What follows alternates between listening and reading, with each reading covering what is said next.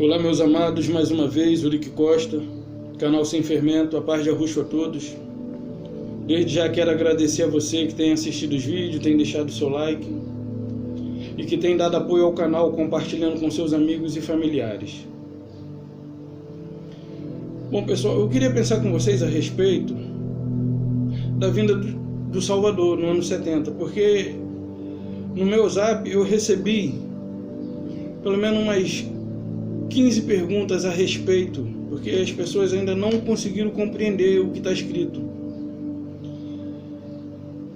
Então eu cheguei à conclusão de que o crente ele não conhece a Bíblia, como eu também não conhecia. Porque, vamos supor, eu faço parte do sistema, e o pastor chega lá e fala assim, ó, é bom ler a Bíblia para vocês se fortalecerem. Aí eu chego em casa, eu vou ler a Bíblia, mas eu não vou considerar onde eu estou lendo. Aí vamos supor, eu abri aqui em Isaías 59, aí lá em Isaías 59 vai estar escrito assim, que os nossos pecados fazem separação entre nós. Só um momento, pessoal. Que os nossos pecados fazem separação entre nós e o nosso Deus. Entre nós e o vosso Deus, né? Aí, beleza. Eu vou achar que eu sou um pecador e que eu tenho que viver pagando preço para ser justificado. Só que aí, isso é onde? Isso é antes ou depois de Cristo? Isso é antes de Cristo. Antes de Cristo era necessário se pagar um preço. E depois de Cristo? Não. Antes de Cristo, os nossos pecados, não nossos, deles lá, que nasceram naquele período e que fizeram a transição de antimadeiro para depois do madeiro. Antes dele, todos aqueles estavam debaixo do pecado de Adão. E aí as pessoas continuam me fazendo a mesma pergunta, se ele já veio, por que o mundo continua com toda essa violência? Se ele já veio, por que ainda existe doença?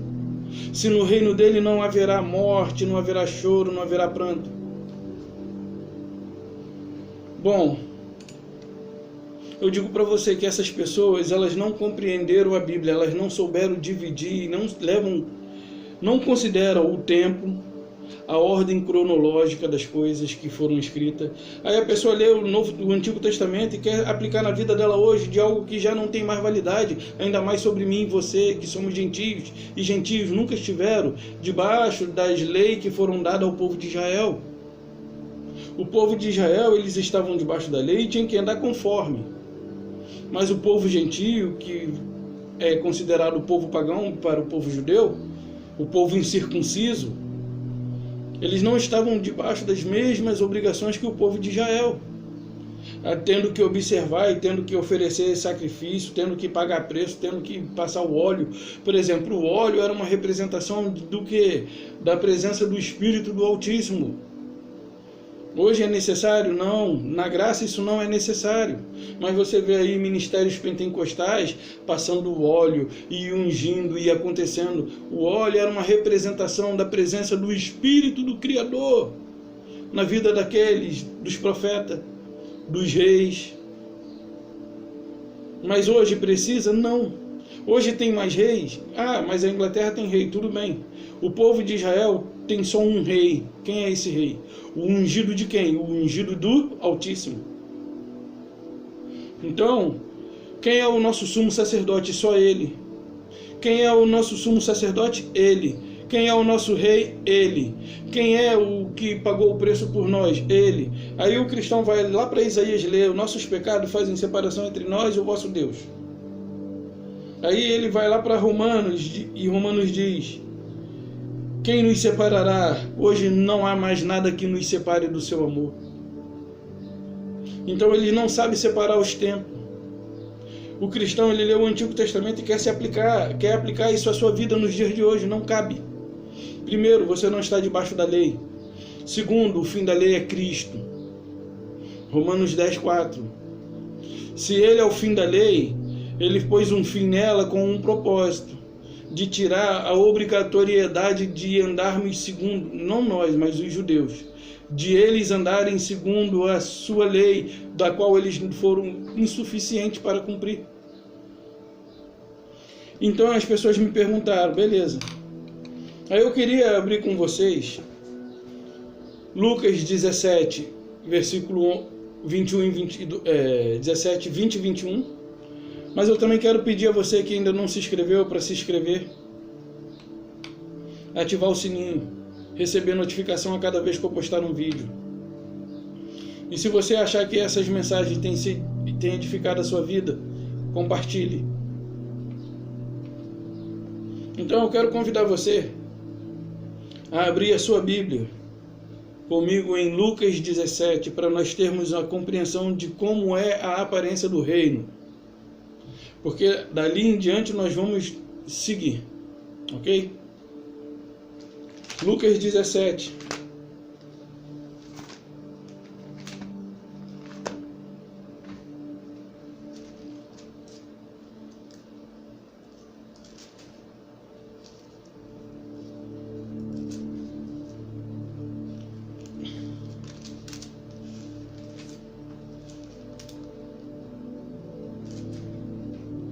Para nós termos compreensão de como é o reino. Interrogado pelos fariseus sobre quando viria o reino de Deus, Jesus lhes respondeu: não vem o reino de Deus com visível aparência. Ou seja, interrogado pelos fariseus quando viria o reino de Arro, Yahushua lhe respondeu: o reino de Arro não vem com visível aparência, nem dirão ei-lo ali, ou aqui, ou lá está, porque o reino de Arro está dentro de vós. Ok? Essa foi a resposta que ele deu aos fariseus que o indagou. Então eu queria deixar um pouco mais nítido, tentar clarear mais para você a respeito do aspecto do ocorrido no ano 70. Ok? Antes de abrir aqui Lucas 21, eu queria te convidar a abrir em Apocalipse, ok? Abrir em Apocalipse, capítulo 20. Nós vamos ler 2 versos apenas. 2 versos apenas.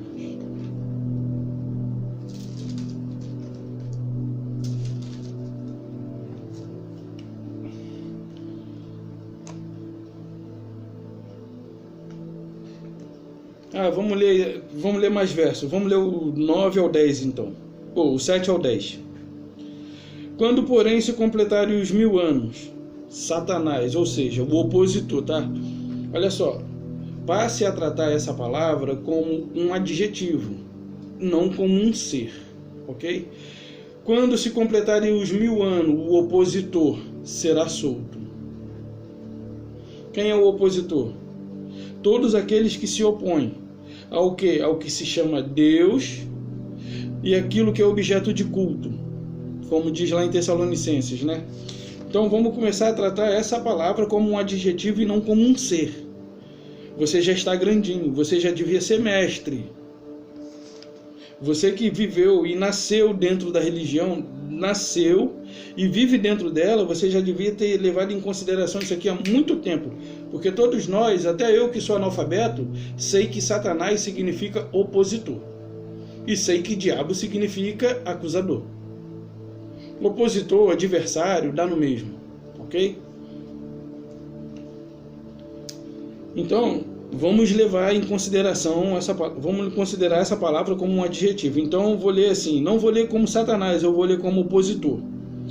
Quando porém se completarem os 1000 anos, o opositor será solto da sua prisão e sairá a seduzir as nações que há nos 4 cantos da terra, Gog e Magog, a fim de reuni-las para a peleja. O número desses era como a areia do mar. Marcharão então pela superfície da terra e sitiarão o acampamento dos santos, a cidade querida. Desceu, porém, fogo do céu e os consumiu. Agora, o acusador, o sedutor deles, foi lançado para dentro do lago de fogo e enxofre, a saber, onde já se encontra a besta e também o falso profeta, e serão atormentados de dia e de noite. Tá, beleza. A questão aqui é: quando, porém, se completarem os 1000 anos, o opositor será solto da sua prisão. Sairá a seduzir as nações, ok? Vamos ficar com esse verso aqui, o 8. Sairá a seduzir as nações que há nos 4 cantos da terra, Gog e Magog. Então eu preciso fazer você compreender que o evangelho naquela época já havia sido pregado em toda a terra. Não acredita? Vem comigo, abre sua Bíblia. Abre sua Bíblia em Romanos 10. Romanos 10. Romanos 10.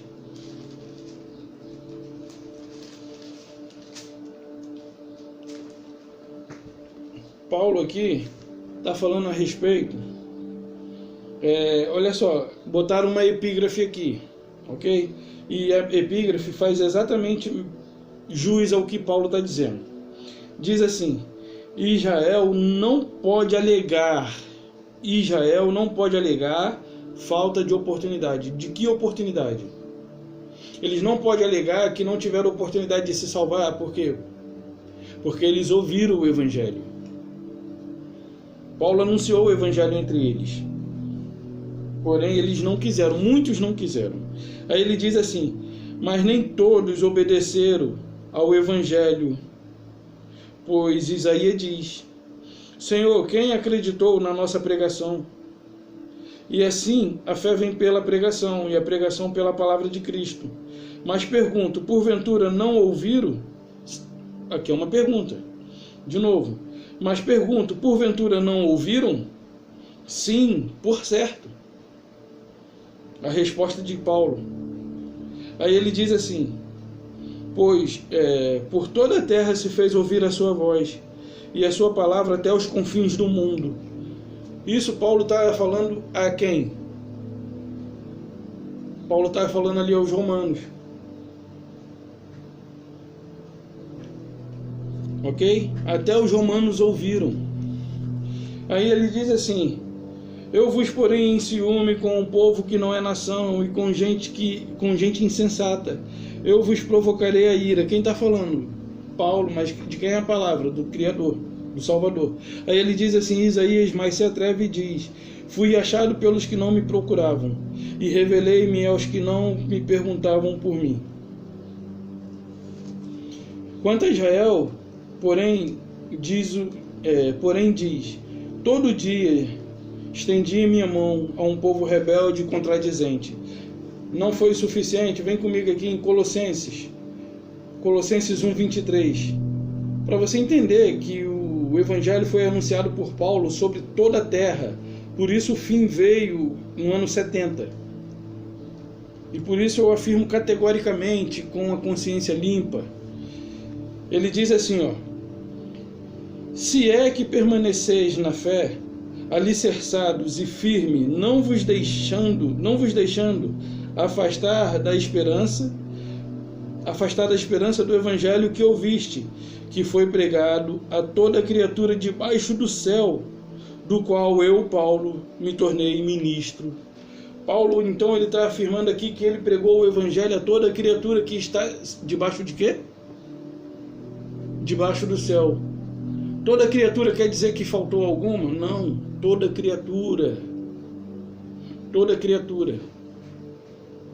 Todas as criaturas daquela época, pessoas, todos os que se encontravam naquele período, foram alcançados pelo evangelho do qual Paulo era ministro. Todos, entre judeus e gregos e pagãos e tudo mais. Nem precisava falar pagão, né? Que os gregos já eram pagãos. Então, você tem que levar em consideração que isso aqui já foi anunciado entre toda a terra. Aí nós vimos aqui que o sedutor sairá seduzir as nações, que há nos 4 cantos da terra, Gog e Magog, era o mundo de então, Gog e Magog. Então agora eu quero convidar você aqui em Lucas 21.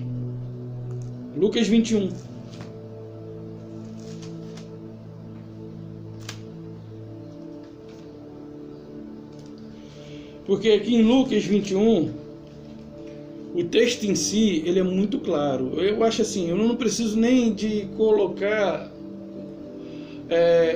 melhorar a compreensão. Porque diz os adventistas que Ellen White é uma luz sobre a Bíblia. Uma luz sobre a Bíblia é a revelação da graça. É da graça, não é da Ellen. Então eu quero te convidar, abre agora a sua Bíblia em Lucas. Eu vou fazer assim, ó. Nós lemos Lucas 17, 20 e 21. Nós lemos Apocalipse 20, de 7 a 10. Mais especificamente, vamos nos deter no versículo 8, 7 e 8. Agora, nós lemos Romanos 10, de 16 a 20, mais ou menos 22. Romanos 10, 16 a 22, 21 ou 22, não lembro agora. E lemos Colossenses 1, 23.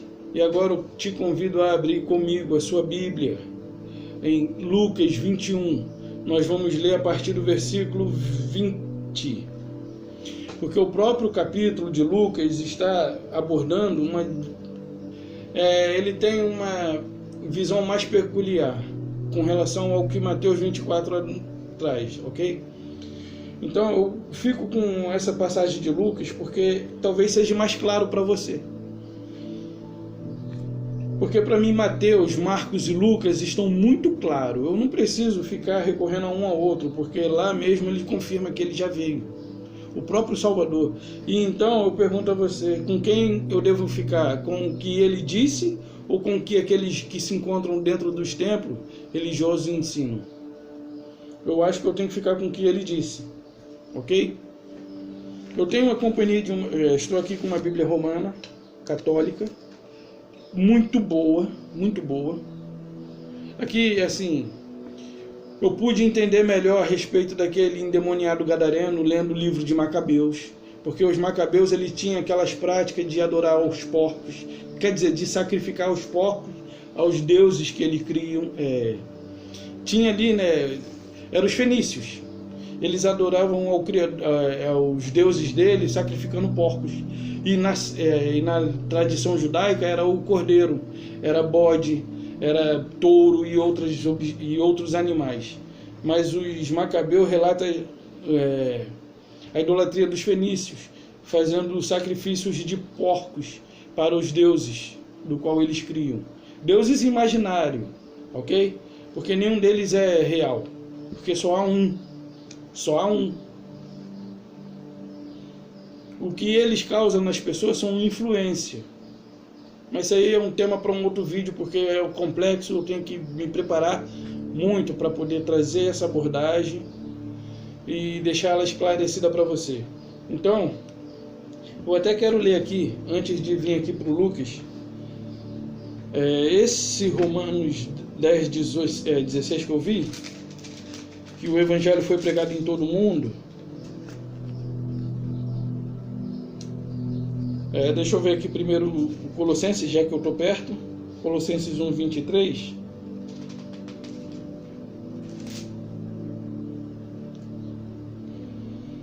Isso tudo sob condição.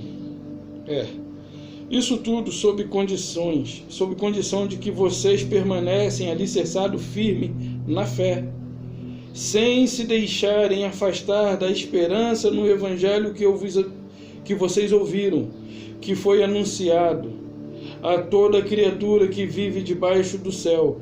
Eu, Paulo, me tornei ministro desse Evangelho. Deixa eu ver aqui o Romanos 10, para ver como é que se encontra essa na Bíblia Católica. Porque eu achei uma linguagem mais clara. Agora eu pergunto,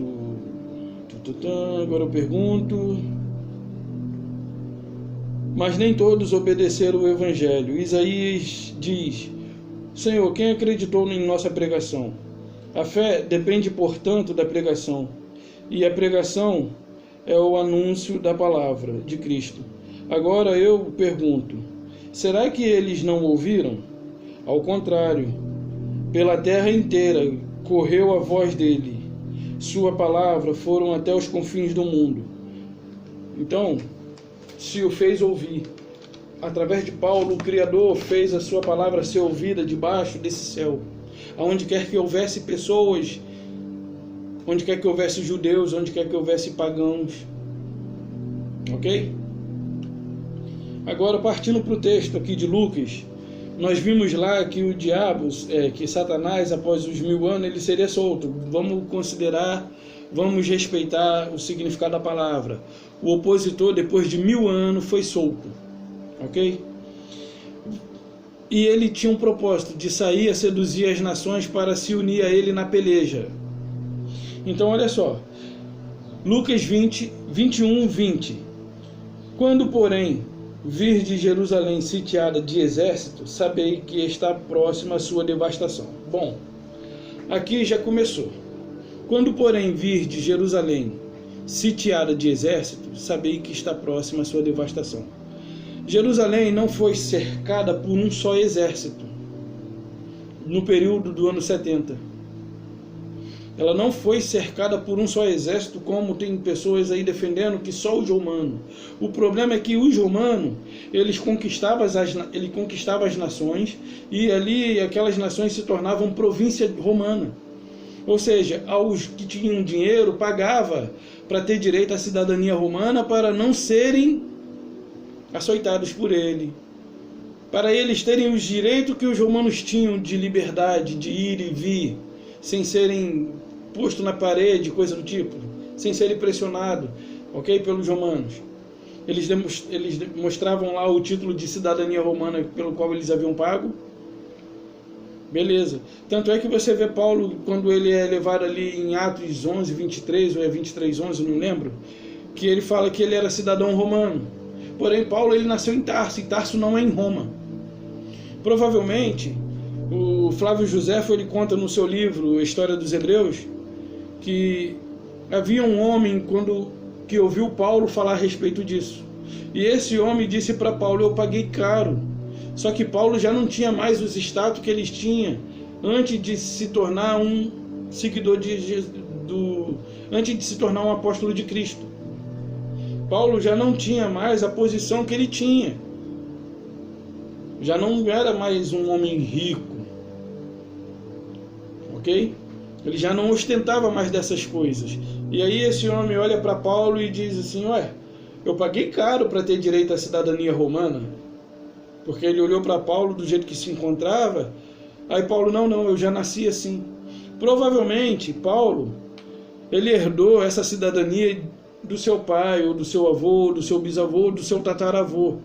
Porque quando Roma conquistou a cidade de Tarso, provavelmente os pais de Paulo, ou os avós, tiveram condição de pagar pelo direito de ter a cidadania romana para não ser oprimido por eles, para adquirirem os mesmos direitos de romanos. Então, essa cidadania comprada por eles dava direito àqueles que viessem a nascer dentro dessa família. Por exemplo, era algo que era herdado de pai para filho. Ok? Paulo, não era porque o pai dele era romano ou a sua mãe era romana. Não. Paulo era literalmente filho de judeu. Só que ele conquistou essa cidadania por meio de herança. Ok? Então, aqui já começa uma situação. Roma, ela conquistava e aquelas províncias se tornavam dela. Então, o que fez? Estava prestes a vir a destruição, a sentença do Criador estava prestes a ser dada, a ira do Criador ia ser derramada sobre Jerusalém. Então o Criador fez uso do seu ministro de condenação, de sentença. Quem era o ministro do Criador naquele período ali? Roma. Para trazer juízo e condenação sobre quem? Jerusalém. Não, então quer dizer que você está dizendo que Roma foi usada por Deus para destruir Jerusalém? Exatamente isso. Ele utilizou dos exércitos para destruir, trazer sentença àqueles que andaram fazendo as suas próprias vontades. Quer ver uma coisa? Lá em Isaías 13, fala a respeito de Nabucodonosor. Isaías 13:14. E aquele diabo que as pessoas pensam que caiu do céu lá, aquele Satanás que cai do céu lá, que debilitava as nações, nada mais, nada menos, não é nada mais nada menos que Nabucodonosor. E as pessoas pensam que é um ser espiritual literal. Não, é Nabucodonosor. Você pode ler lá Isaías, lê do começo, aí você vai ver sobre quem é aquele montejo. Ele fala montejo lá. Você vai ver sobre quem é aquele montejo. E o que acontece? Nabucodonosor comeu o quê? Capim. Por quê? Porque ele se orgulhou muito. E ele tinha conquistado muitas nações. Então o Criador trouxe o seu ungido. Quem era o ungido do Criador para trazer juízo a Nabucodonosor? Ciro, rei da Pérsia. Ou rei dos Medos. Os Medos persas. Que hoje é a Síria, né? Então, o rei Ciro, ele era judeu? Não. Ele era um pagão aos olhos dos judeus. E quem foi o ungido do Criador para trazer sentença de juízo sobre Nabucodonosor? O meu ungido, Ciro. E Nabucodonosor também não foi denominado como, não recebeu a nomenclatura de meu servo. Nabucodonosor também não recebeu esse título de meu servo.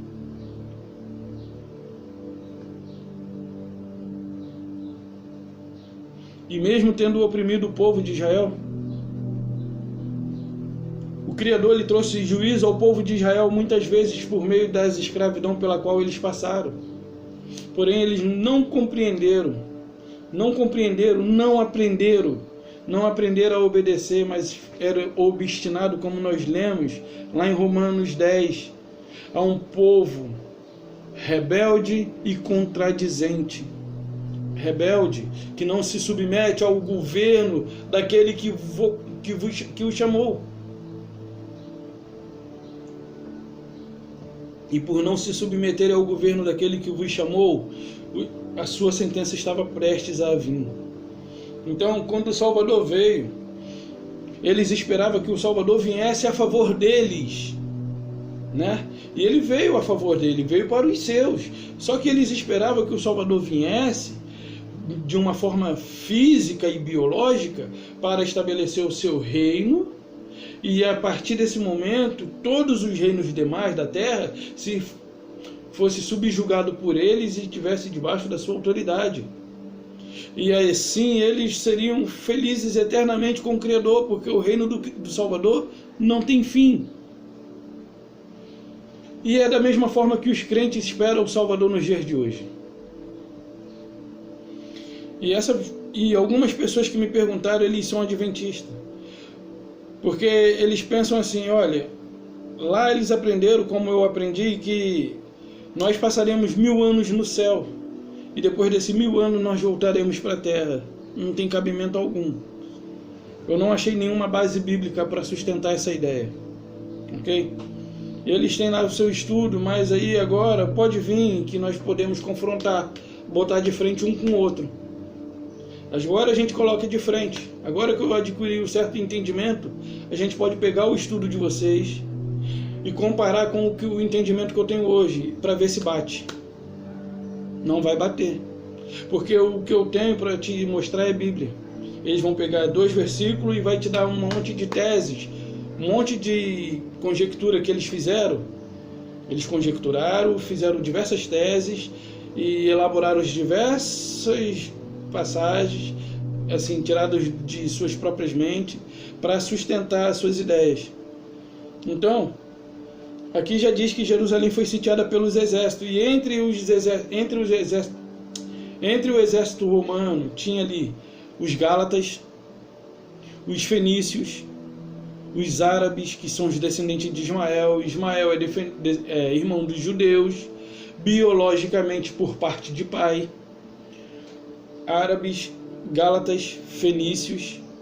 Aí tinha egípcios, babilônicos, medos, edonitas, que sempre, em todas as batalhas, eles sempre, todas as vezes, eles se confrontavam com Israel. E nessa ocasião eles não iriam perder a oportunidade mais por nada. E os árabes, então, melhor agora para os árabes, porque eles tinham o objetivo, eles têm ódio de vizinho. Ismael e Isaac têm ódios de vizinho. Então, aquele ódio de vizinho que não se dá bem, é aquele ódio que eles morrem dessa forma. E para você ver, quando o templo foi destruído, o que se construíram no lugar do templo? O que está construído no lugar do templo dos judeus? Quando o templo dos judeus ruiu, o que construíram em cima? Uma mesquita muçulmana. Muçulmano vem lá de onde? Vem dos ismaelitas, vem dos árabes. Por que eles fizeram isso? Ou seja, Flávio Joséfo relata no seu livro História dos Hebreus, que quando Tito Vespasiano, por ordem de Nero, claro, Nero morreu em 68, ele por ordem de Nero, ele tinha a intenção de manter o templo erguido. Ele tinha a intenção de manter o templo erguido. Porém, nem Tito Vespasiano conseguiu deter a fúria e o ódio do povo de Ismael, os árabes. E eles atearam fogo no templo. E aí, nem ele, a intenção de Roma nunca foi destruir, mas sempre manter a cultura. Tanto é que quando Roma ela conquista a Grécia, eles viram que os deuses da Grécia, o panteão dos deuses grego, era a mesma coisa que os deuses romanos, só que com nomenclaturas diferentes. Então os romanos, eles não vieram destruir o panteão grego. Eles mantiveram. E eles falavam latim, porém eles aderiram e aprenderam o idioma grego, porque eles viram que o idioma grego era de muito mais rica cultura, era uma cultura mais rica. E era de mais fácil fazer a comunicação. Então eles aderiram o conhecimento dos gregos. Por isso é greco-romano. Ok? Existe, e essa guerra da qual eu estou relatando para vocês é a guerra judaico-romana, segundo o relato do historiador Flávio Joséfo, que é contemporâneo. Ele nasceu no ano 37, ali durante no período do reinado de Calígula. E ele relatou todos esses fatos ali. E ele viu muitas coisas sobrenaturais, tudo aquilo quanto o Salvador havia dito. Ele viu sendo manifesto nos céus. E quem estava lá viram também. E aí você vê os cristãos na expectativa de verem as coisas acontecer. Já aconteceu, meus amados. Olha só. E o próprio Tito Vespasiano falou, e relato Joséfo, ele relata nesse livro também, que o próprio Tito Vespasiano disse assim com suas palavras: se Deus não estivesse do nosso lado, seria impossível nós transpor as muralhas de Jerusalém. Mas não era somente o Criador que estava com ele, o Criador reuniu todos os povos que tinham ódio contra os judeus, e a partir desse momento eles se viram presos lá dentro, e lá dentro eles morreram de fome. Muitos morreram pela fome. Muitos morreram pela chuva de flechas. Muitos morreram. Foram 1.100.000 judeus que morreram dentro das muralhas de Jerusalém. Relatado por Flávio Joséfo. Então ele diz assim, olha só, não é um exército só, e eu só estou no versículo 20, hein? Quando, porém, vir de Jerusalém sitiada de exército, sabei que está próxima a sua devastação. Bom, pessoal, de vez em quando nós somos aí recebemos a notícia aí, né, os noticiários trazem a notícia de que a Califórnia, a Carolina do Norte ou Texas, aquelas regiões ali foram visitadas por um furacão ou algum outro tipo de vento violento e trouxe devastação. O que sobrou? Ruínas, monturos, ok? Está de acordo? Devastação significa destruição. Ou seja, o que estava prestes a acontecer a Jerusalém? Jerusalém estava sitiado por exército para o quê? Para que propósito? Para sua devastação. Por quê? Estava próximo. Estava prestes a se cumprir. Jerusalém ela foi devastada, destruída totalmente, literalmente. Vamos prosseguir, senão eu não consigo concluir. Então, os que estiverem em Copacabana, ou melhor, vamos transferir para países, ou para continente pelo menos. Vamos transferir para continente, que assim já pega melhor, né? Os que estiverem nas Américas, Os que estiverem na Europa, os que estiverem na Ásia, na África, na Oceania. Não. Não é assim. Então os que estiverem na Judéia, porque era um evento local, não era algo mundial, não era um evento global, como dizem vocês, mas eu digo para você que isso aqui não era um evento sobre a terra toda, sobre toda a superfície da terra plana, mas era um evento local. Quem estava sitiada? Jerusalém. Qual era o propósito desse cerco? A destruição total. E por quê? Vamos entender. Então os que estiverem na Judéia, fuja para os montes, e os que se encontram dentro da cidade, retirem-se dela. Os que estiverem nos campos, não entrem nela. Aí ele diz assim, 22, porque estes dias são dias de vingança, para se cumprir tudo quanto está escrito. Bom, pessoal, eu acho que eu deveria parar aqui. Conseguiu compreender? Conseguiu captar o que diz a palavra? Eu vou ler nessa Bíblia Católica aqui, o 37. Quer dizer, é Lucas 21. Eu vou ler nessa Bíblia Católica aqui para ver como que se encontra a Escritura. Eu vou ler correndo até onde eu parei aqui.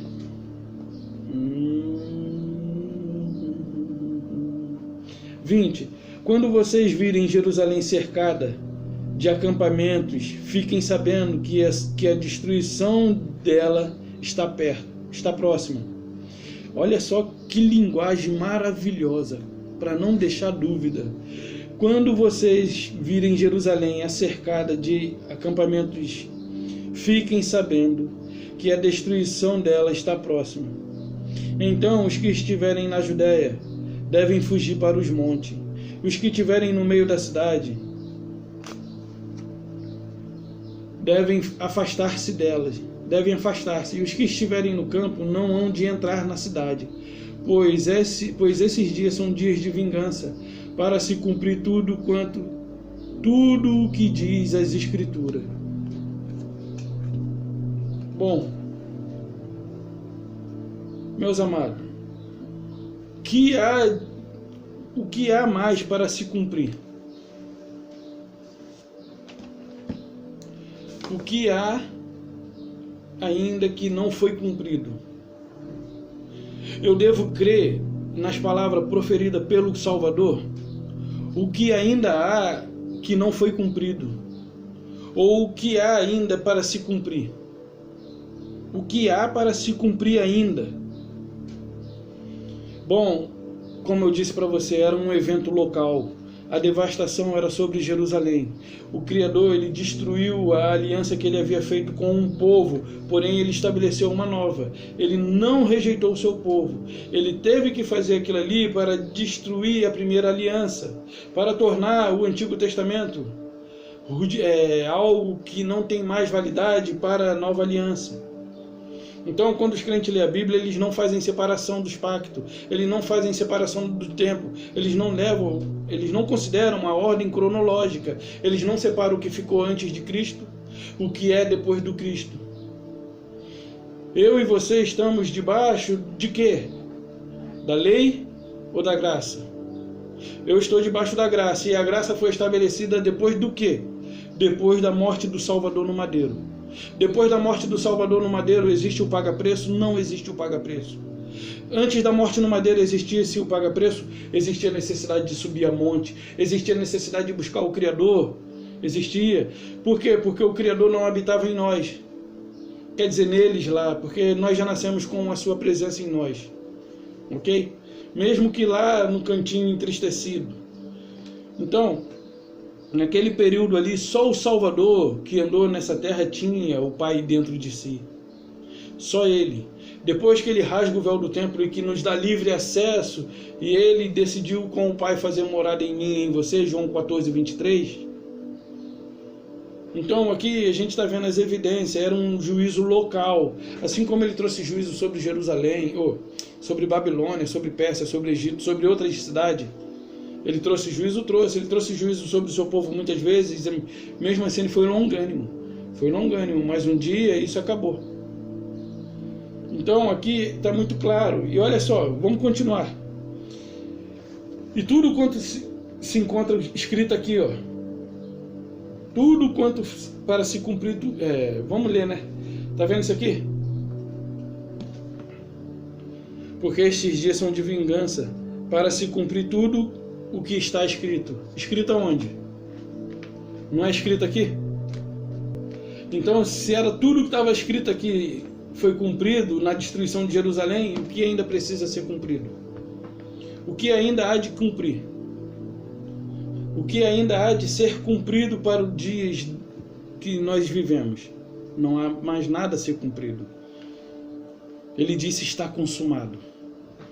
Então, vamos continuar aqui. Aí ele diz assim: ai das que estiverem grávidas, das que amamentam naqueles dias, porque haverá grande aflição na terra e ira contra este povo. Então, olha só, não é contra os povos. E aí você vê os cristãos dizendo que quando ele vier, ele vai trazer salvação para alguns e perdição para outros. E aí vem os adventistas sustentando a ideia de que quando ele vem, os ímpios, os que não, por exemplo, os ímpios morrem todos só pelo esplendor da glória dele. E os salvos serão arrebatados, e os que estiverem mortos serão ressuscitados e terão um encontro com ele nos ares. A palavra ares, pessoal, está na hora de nós crescermos. Está na hora de nós buscarmos o significado das palavras que não entendemos. Então eu fui buscar o significado dessa palavra no grego. Essa palavra significa aer.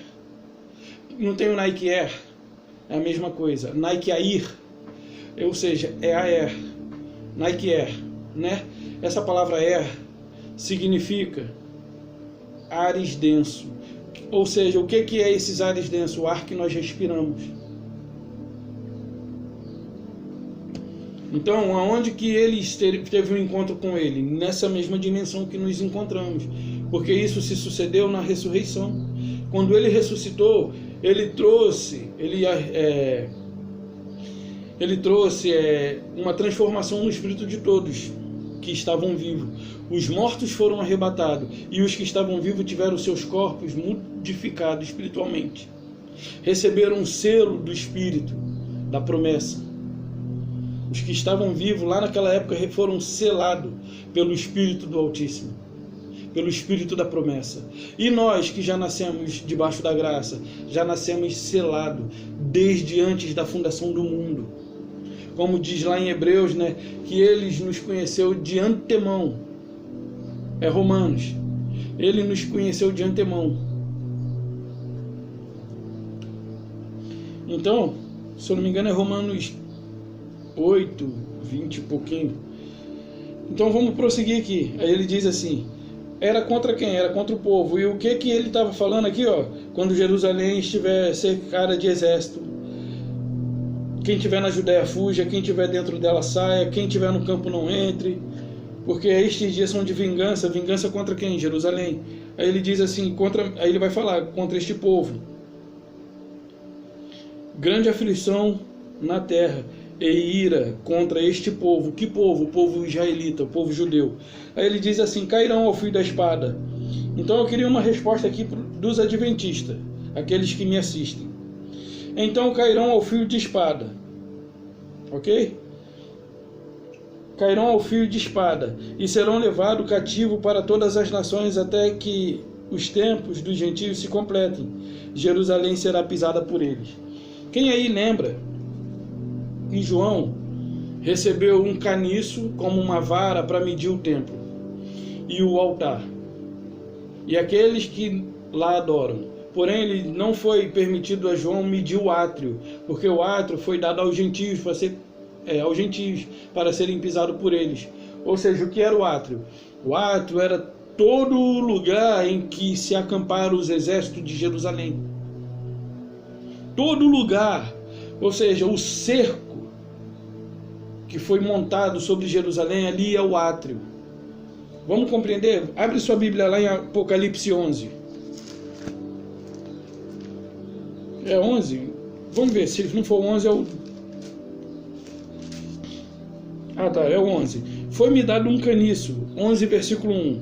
Foi-me dado um caniço, semelhante a uma vara. E também me foi dito: põe-te e mede o santuário de Deus, seu altar e os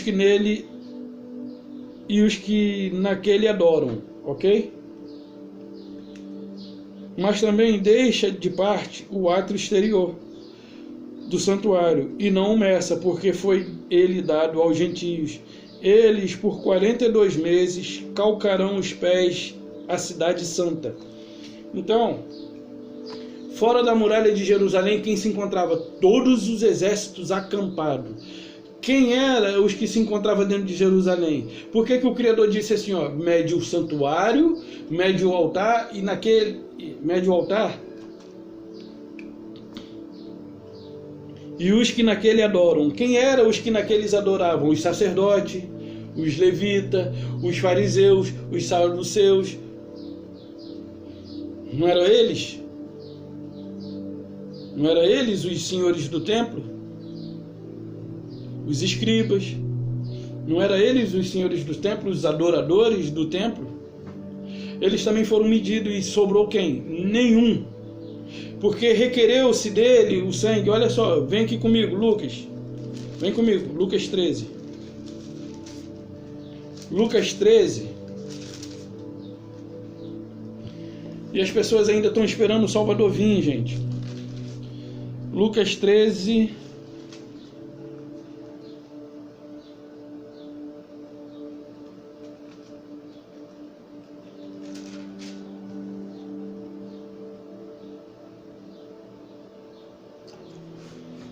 E agora, qual é o versículo que eu... Deixa eu ver aqui.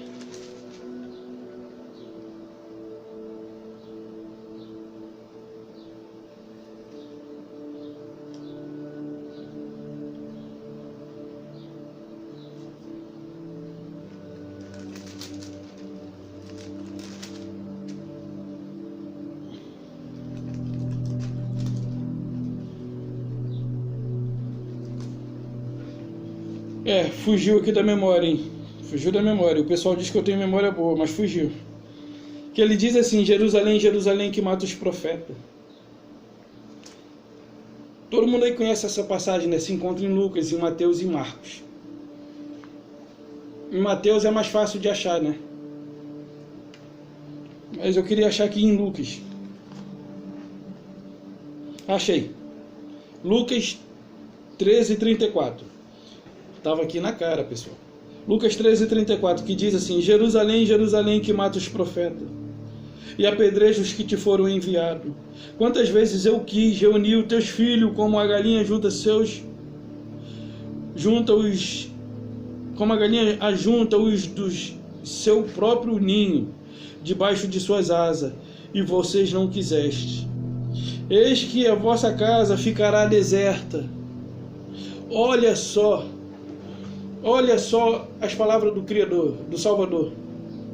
É contra quem as palavras do Salvador? Contra Jerusalém.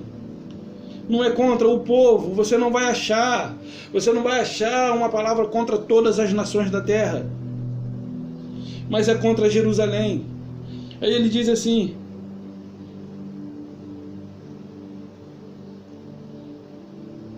não, vamos voltar aqui para o texto. Vamos lá para finalizar o texto, a leitura de Lucas 21. Então, assim, será pisada pelos gentios. Então, quando isso se sucedeu? Quando ele devastou Jerusalém, beleza. Quando ele devastou Jerusalém, que foi o sinal da sua segunda vinda, porque ali, aquele Mateus 24 e esse Lucas aqui também está relatando o quê? Qual é o assunto aqui? Senhor, dize-nos quando estes sinais hão de acontecer e quando há de ser a sua... e que sinal há de ser... Que sinal há de vir antes da tua vinda? Olha, não ficará aqui pedra sobre pedra, referindo-se ao templo. Não foi a vontade de Nero que prevaleceu, mas a profecia proferida por Cristo. Não ficará aqui pedra sobre pedra, que não seja derribada. Ok? Então havia uma sentença contra Jerusalém. Porque aquele povo sabia que a sentença era contra eles. Vamos lá, vamos prosseguir. E aí os adventistas dizem que quando ele viesse, os ímpios morreriam e nós estaríamos no céu. No céu nós já estamos. Os que andam em graça, porque os que andam debaixo da lei vivem na tentativa de pagar preço para alcançar o favor da salvação que já foi dada gratuitamente. A salvação já nos foi dada gratuitamente. Lá em Apocalipse nós vimos que o sedutor, ou seja, o opositor sairia a seduzir as nações. Agora eu quero dizer uma coisa para você, que eu ainda não respondi, os 1000 anos, né? O que é os 1000 anos? O que isso significa? Para os adventistas é passar 1000 anos no céu enquanto ele destrói essa terra aqui e renova ela. Mas aí é falta de conhecimento. Ok? Não tem isso, a Bíblia não diz isso. O que a Bíblia diz, eu tenho meu rodapé aqui da Bíblia Shed e tenho o rodapé aqui da Bíblia Católica. E eu vou ler para você aqui o rodapé da Bíblia Católica, para poder responder a você aos 1000 anos. E eu creio que os católicos aqui, eles têm sido mais fiéis do que a Bíblia Católica, ela se mostra mais fiel do que a Bíblia cristã, que também é derivada do católico. Ou seja, a única coisa que eles mudaram foi tirar o livro de Macabeu, Tobias e alguns outros aí. Então olha só o que diz aqui. Pela morte e ressurreição, a conquista. Deixa eu ver aqui. João apresenta agora a dinâmica do fim dos tempos. João está apresentando agora a dinâmica do fim dos tempos. Com a morte e ressurreição de Jesus, o fim da história já começou e se vai processando ao longo da história, até chegar à consumação final daquela aliança entre Deus e os homens. Até a consumação final daquela aliança entre Deus e os homens. Na justiça e no amor. Ok? O lago de fogo é o lugar de castigo eterno. Aí continua aqui João, olha só. João apresenta agora a dinâmica. Já foi aqui. Aí ele diz assim: aliança entre Deus e os homens, e se torna plenamente manifesta. Eu acabei lendo embaixo e pulei para cima, tá? Aí ele diz assim: logo o fim da história, até chegar à consumação final, quando a aliança entre Deus e os homens se tornam plenamente manifesta, ok? Aí ele diz assim: pela morte e ressurreição de Jesus, conquistou a vitória sobre o mal. Dragão. O que quer dizer dragão? Dragão que já não tem 1000 anos, né? Sobre o mal, dragão, ok? Que já não tem 1000 anos. E jogou dentro do abismo. Não, tenho que pegar o rodapé. Aí eu acabei indo para o versículo. Dragão que já não tem plena liberdade para agir, ok? Vamos ver isso aqui de novo. Pela morte e ressurreição, Jesus conquistou a vitória sobre o mal. Aí, entre parênteses, dragão, que já não tem plena liberdade para agir. 1000 anos é o tempo que vai da vida, que vai da morte de Jesus até a consumação final, equivalente a 3 anos e meio, ok? Ou 42 meses, o 1260 dias. A ação do dragão é passageira e fraca. Pouco tempo entre a ressurreição de Jesus e a consumação final. O povo de Deus participa da realeza de Jesus e seu julgamento. Então, os 1000 anos é o tempo que se deu da ressurreição até a queda de Jerusalém. Que se deu. E o dragão aqui significa um poder enfraquecido, ou seja, o dragão que agiu já não tem poder para agir. ok? E esse dragão aqui é representado por Nero, alguém furioso contra o povo, que houve uma rebelião entre os judeus e os romanos, se eu não me engano, ali perto da Fortaleza Antônia. Eu esqueci, é em Tiberíades, se eu não me engano. Não, Tiberíades, eu acho que não lembro agora o nome da cidade. Então, vindo aqui para Lucas, continuando em Lucas. Aí ele diz assim: haverá sinal no sol, na lua, nas estrelas. Flávio Joséfo, ele conta o relato de que esses sinais foram visíveis entre aqueles que lá se encontravam. E quando o templo ruiu, apareceu um sinal no céu que durou um período de 1 ano. Então todos os que lá se encontravam viram. Isso é o relato de Flávio Joséfo, que é uma das fontes. Uma não. Depois da Bíblia, é a fonte mais confiável. É considerada a fonte mais confiável. Existe até um arqueólogo aí da Igreja Adventista que menciona a respeito, dizendo que nenhum arqueólogo, e não somente ele, como nenhum outro, como todos os outros, sustentam, afirmam que nenhum dos arqueólogos anda sem ter em mãos os escritos de Flávio Joséfo. Flávio Joséfo, ele era um general hebreu que lutou contra Roma. Quando ele se viu vencido, ele se aliou a Roma. Porém, ele não lutou, mas ele registrou todos os fatos ocorridos. E ele tem lá seus 7 livros escritos, que são a Guerra Judaico-Romana, e entre esses 7 escritos ele tem também o livro A História dos Hebreus, num volume de 1668 páginas. 1568 páginas, que eu estou prestes a comprar, se eu conseguir levantar os recursos. Então, ele diz que isso tudo aconteceu lá. E olha só, vamos continuar a leitura. Sobre a terra, angústia entre as nações, em perplexidade, por causa do bramido do mar e das ondas. Haverá homem que desmaiarão desmaiarão de terror, e pela perspectiva das coisas que sobrevirão ao mundo, pois os poderes do céu serão abalados. Então se verá o Filho do Homem vindo na nuvem do céu com poder e grande glória. Aí puseram uma epígrafe aqui, como se tivesse acabado, né? Com poder e grande glória. Aí continua aqui: ora, ao começarem estas coisas a acontecer, exultai e erguei a vossa cabeça, porque a vossa redenção se aproxima. Ou seja, por que ele mandou aqueles que se encontravam lá erguessem a cabeça? Por que ele mandou aqueles que se encontravam lá erguer a cabeça? Porque estava o que preste? A redenção deles se aproximava. Então faz sentido eles erguer a cabeça se a redenção ainda não estava por vir?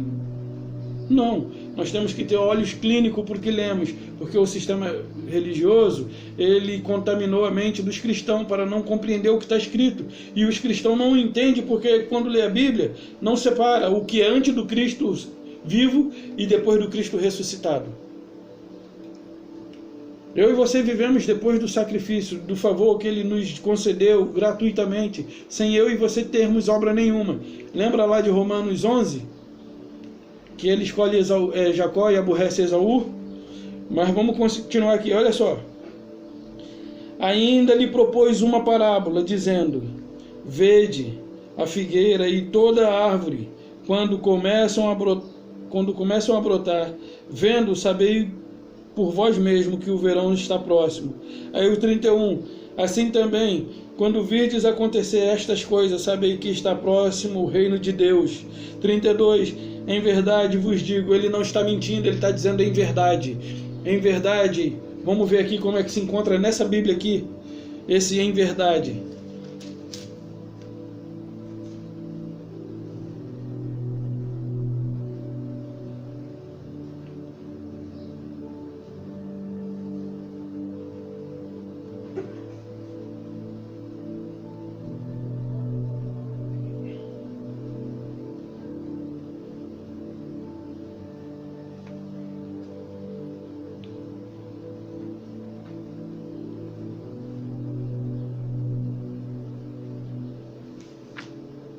Nossa, eu não ia achar nunca, eu estava em Apocalipse.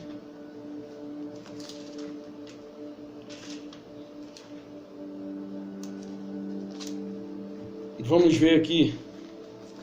Vamos ler como é que se encontra nessa Bíblia Católica aqui. Vocês também, quando virem acontecer estas coisas, fiquem sabendo que o reino de Deus está perto. Eu garanto a vocês, tudo isso vai acontecer antes que passe esta geração. O céu e a terra passarão, mas as minhas palavras não hão de passar. Olha só, 32. Em verdade vos digo que não passará esta geração sem que tudo isso aconteça.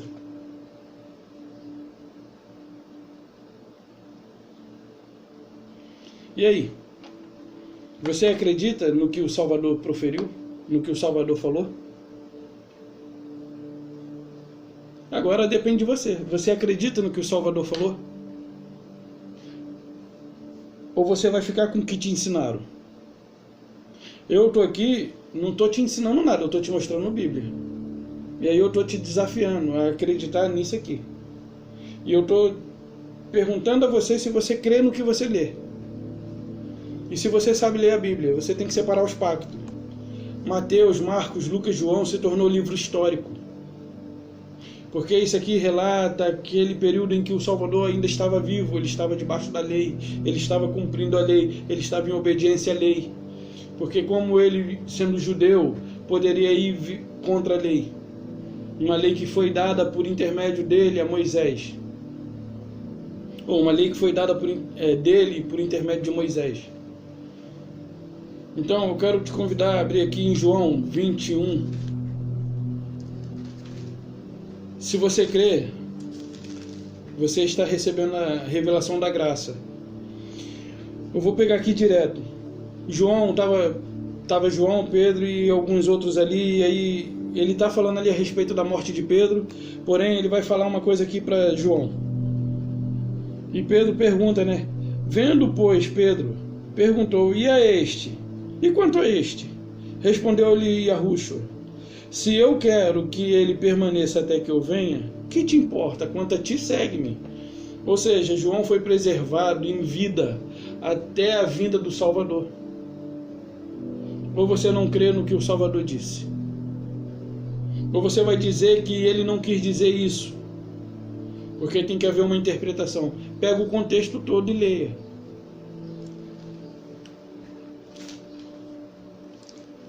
Meus amados, tudo isso é porque eles não querem mostrar para vocês isso aqui, ó. Justificado, pois, mediante a fé, temos paz com o Yahweh, por meio de nosso Senhor e Salvador Yahushua, por intermédio de quem obtivemos igualmente acesso pela fé a esta graça a qual estamos firmes e gloriamos-nos na esperança da glória de Yahweh. Tudo isso para que você não saiba que você já está justificado. Você e eu que nascemos depois do sacrifício do madeiro, fomos redimidos, lavados, já estamos com todas essas obras realizadas e conquistadas pelo Salvador no madeiro sobre nós. Então você é livre, porém o sistema religioso precisa fazer com que você pense que o Salvador ainda está por vir, que ele ainda está por vir, e que você se vê debaixo da lei, na tentativa de pagar preço para alcançar o favor que te foi dado gratuitamente. Abra os olhos, leia com atenção, receba o Evangelho da Graça, seja feliz e abandone essas práticas da religião, porque quem vive debaixo do sistema religioso não está debaixo da bênção, e sim da maldição. Então, pessoal, essa mensagem que eu deixo para você. Abre Gálatas, lê o livro de Gálatas, são 5 livros pequenininhos. Talvez você leve aí meia hora lendo. Eu gosto de demorar mais porque eu gosto de pegar os detalhes.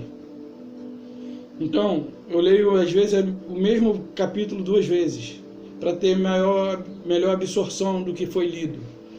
Então, fiquem com essa mensagem. Compartilhe se ela tem edificado e trazido luz aos seus olhos. Mas tudo isso aqui é uma escatologia já consumada. Claro, o Novo Testamento é para os dias de hoje, é para a igreja do Salvador. Mas o Antigo Testamento todo ele caducou. Ah, mas devo jogar fora? Não. Serve como conteúdo histórico para você saber como ele abriu o mar, como ele agiu com o povo porém ele não mais agirá da mesma forma que ele agiu no passado, mesmo sendo o mesmo ontem, hoje e eternamente. Porque o meio pelo qual ele agiu no passado não é diferente pelo qual ele age no dia de hoje. Só que agora ele se fez maldição em meu e seu lugar. E aí você se submete debaixo da maldição quando você vai para debaixo da lei. Então, se você está indo para debaixo da lei, você tem que assistir todos os preceitos que tiverem inscrito nas leis, tanto cerimoniais como lei moral. E você não é suficientemente capaz de cumprir, mesmo que fosse, não seria justificado por ela, porque ninguém foi justificado por lei nenhuma. Vou deixar para você, Gálatas 3, 8, Gálatas 3, se eu não me engano, 24 a 27. Ok? A paz de Arruxo a todos e um beijo no coração, pessoal. Até a próxima.